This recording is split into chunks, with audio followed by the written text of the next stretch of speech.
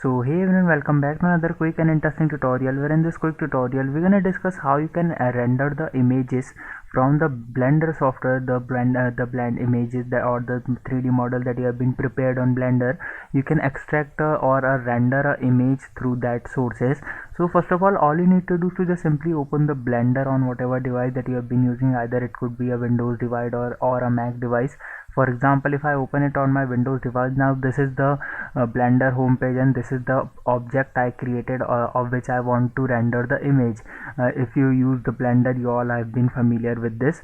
Now after you created object and you are satisfied with your selection or the creations, now all you need to do is to just first simply simply select the camera angle. When you click on this camera option, you can see this is the camera angle which is this particular image is going to be rendered. Once you if you want to adjust it, you can adjust it as well. And once you are satisfied with your selection, just again simply hit this camera. Now you can see the camera has been setted.